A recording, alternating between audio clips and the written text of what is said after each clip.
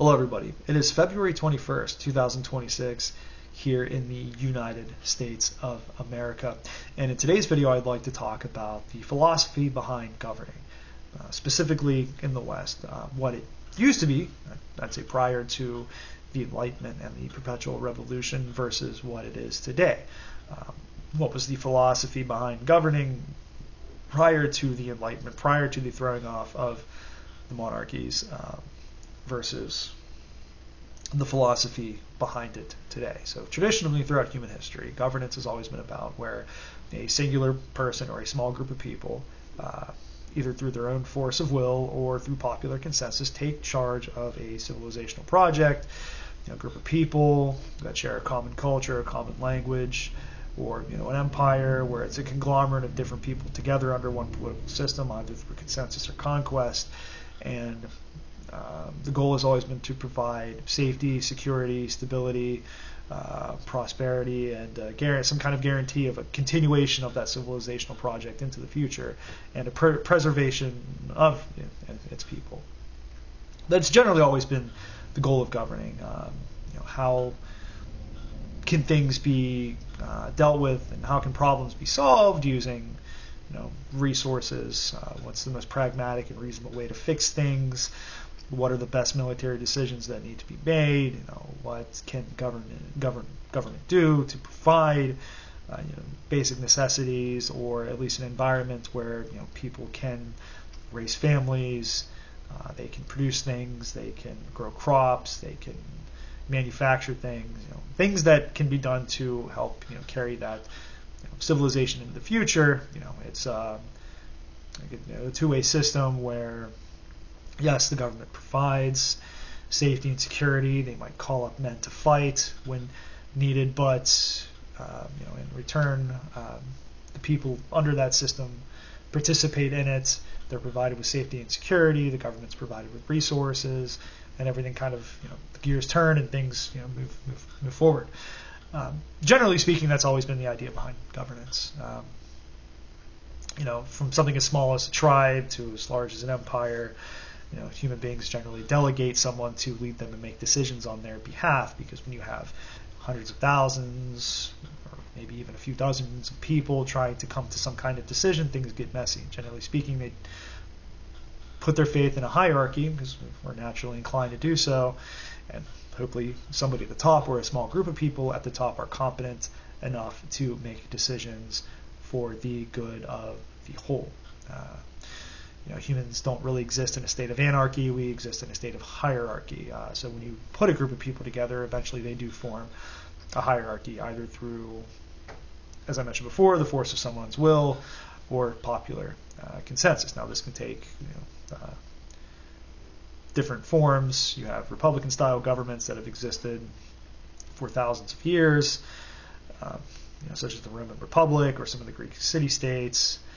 And then you have things like the Roman Imperium, which was essentially a hereditary monarchy, or you have what the Greeks became under Alexander, full-on monarchy. These are generally the two systems that human beings have vacillated between, either Republican-style government, something quasi-democratic, or something like a monarchy. You have different forms of monarchy. You have monarchies that are fairly decentralized and hands-off. You have some monarchies that are very hands-on and very oppressive.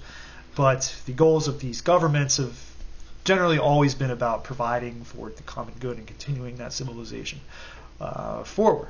Now, when it becomes about the aggrandizement and enrichment of the people leading that, if they begin to act as vampires feeding off their own people to their own enrichment, then that's when things become a problem. You have revolutions, people get overthrown, and then more competent leaders are installed to take their place. When you look at human history, when you have these various civilizational golden ages and then dips, what you see is a great leader comes into power, somebody who's generally selfless, that does things legitimately to provide for the common good, and they do what's best for their civilization.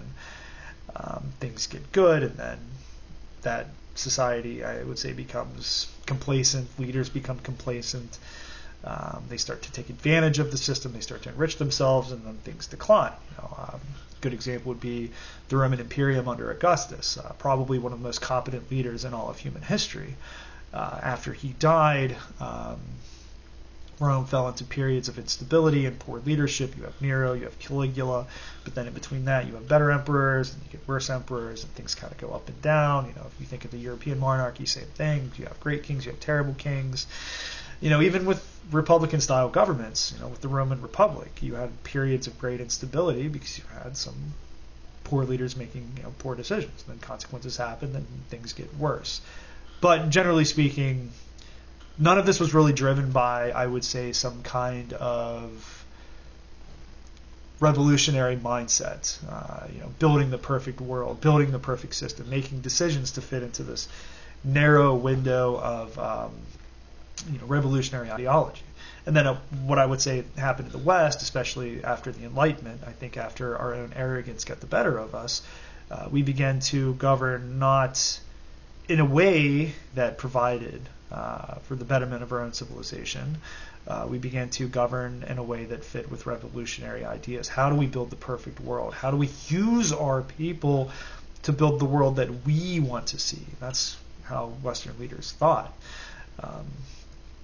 Let's throw off the monarchy. Let's get rid of these little tyrannies and replace it with a better, more enlightened system. And oftentimes it doesn't work out very well. It actually worked okay in the United States, funny enough, because I think the leaders of the American Revolution, well, yes, they were revolutionaries in their own way. They weren't vicious about it. They were pretty pragmatic. They did want to, I guess, bring about an older form of government, kind of resurrect the republic, I'd say in kind of the Roman fashion, not a direct democracy, not something ruled by mob, the whims of a mob. They were much more intelligent than that.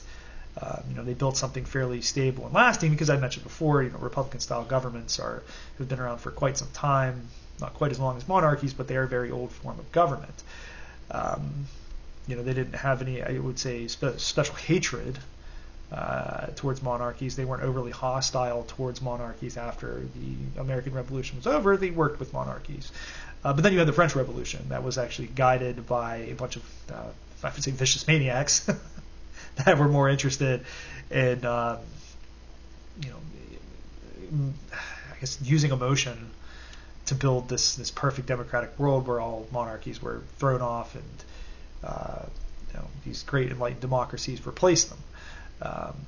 Not really much thought or care given to, well, how do we actually provide a stable government? How do we actually provide for the common good? How do we actually give people safety and security? It was more concerned with, well, how do we build this political project? And we'll figure it out after. And then lo and behold, there's so much chaos that France reverts to essentially a monarchy under Napoleon, just under a different name. Napoleon was basically a monarch. Let's not kid ourselves here. I think Napoleon understood that perpetual revolution is no way to govern, and under the guise of being a revolutionary, he restored the monarchy. That's kind of how I view Napoleonic Europe. But I would say after this, especially after the Enlightenment, you saw more interest, I would say, from the European elite into building a perfect world, of throwing off the shackles of the past, of the old world, of those silly, superstitious men, throwing off Christianity, throwing off the moral framework that held up Western civilization for so long, and replacing it with something of their own design, something better. Nietzsche said, God is dead, and to replace God, which in their mind, God is just a construct of ancient superstitious people, they're going to replace it with a creation of their own. I think that's the ultimate arrogance of the West, thinking that we could usurp God and replace God with our own will, and we can build something better than our ancestors. And the real concern and the real focus has been on that project in its various forms, either through a liberal democracy or communism or fascism. This desire to build a better system, to replace what our ancestors gave us with something better and something more enlightened. And each time it seems like it's ended in absolute disaster, because the main concerns of these projects, up to and including EU, has been to further a political project at the expense of their own people, to realize a grandiose dream of a bunch of bureaucrats and idealists. It's not to, and let's think of England, for example. England is being governed in a very suicidally, just stupid way.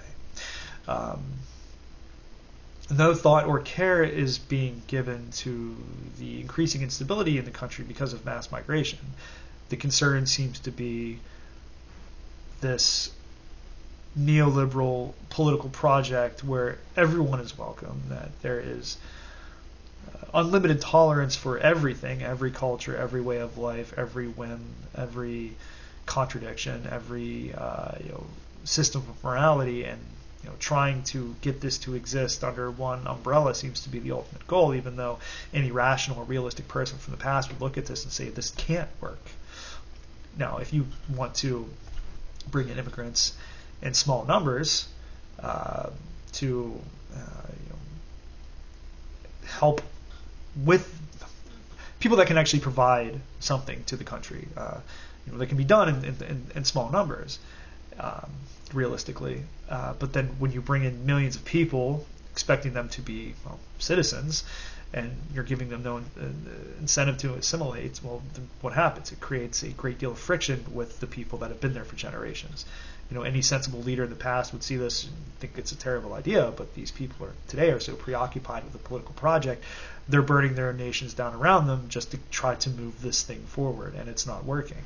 When you in England, you have, and this is one of the ultimate contradictions, you have a very liberal atheistic society that is also importing a lot of very conservative Muslims.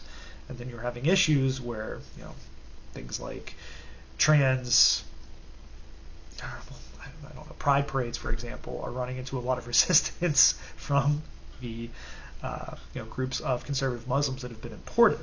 This great political project of tolerance where everyone can live together and sing kumbaya and hold hands just doesn't work. Human beings have a lot of differences, and sometimes those differences are irreconcilable. They can exist separately, but not together.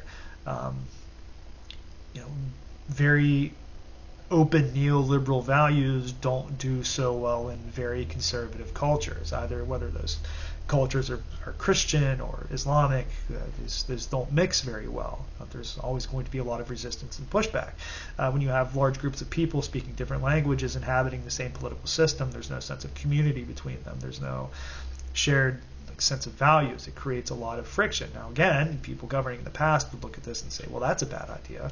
The Romans, when they would assimilate people into Roman society through conquest, mostly conquest, this notion of I don't know, importing a bunch of Germans into Roman provinces and just expecting them just to keep speaking German and having all their German customs and cultures, and just expecting the Romans that were living there already for them to get along was just absurd. No one assumed that this would ever work out, because the main goal was to, well, how do I best provide for stability and prosperity in this region, and why would I do things that everyone knows instinctively would go against that or provide for the opposite?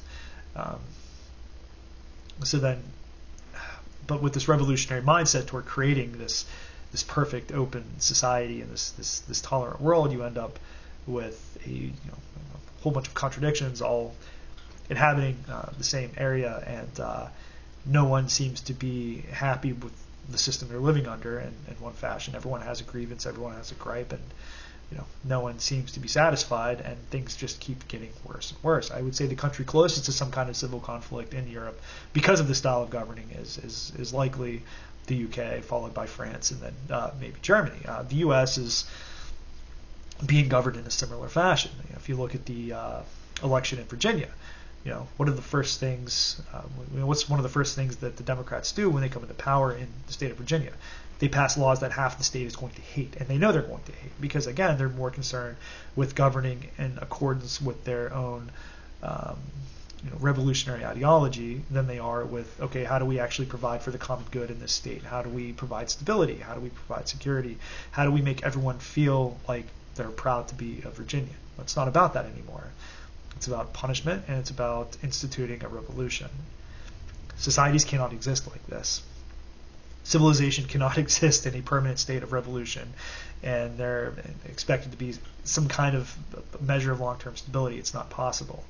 This is why you have so many unhappy people throughout the West, is because that old philosophy of governance is gone. It's about the revolution. It's about creating a better system. It's about some form of justice, social justice, economic justice. That's the main concern. And if it's a detriment to half the country and results in long-term instability, then that's not something they care about or even really consider. But anyways, that's really all I wanted to talk about in this video today. I'm not going to drag this out forever. But the point I'm making is that governance is no longer practical. Governance is no longer reasonable. Governance is no longer about providing for those few basic things that all governments throughout human civilization have traditionally tried to provide for. It's about the revolution. It's about building the better world. It's about finding the perfect system. It's about being the most tolerant country. It's about having the most pluralistic societies that can all exist together in confined spaces. It's about these, I guess, neoliberal values. It's about propagating ideas of socialism, communism, or even like liberal democracy. It's about building those systems and ensuring that those ideas are implemented to build the world that those systems wish to see realized. And that is not a way to run any sort of civilization. Societies should always be governed with those basic necessities and needs and goals in mind, and done so in the most pragmatic and realistic ways possible. That is how you build a prosperous and good and long-lasting civilization. But anyways, that's all I wanted to talk about in this video today. I will be back tomorrow, hopefully with a live stream if I get the time, and then back Wednesday with another upload. I'm going to be back to uploading more consistently. If you did enjoy this content, though, please like. It helps me in the algorithm. Subscribe to my channel. And until next time.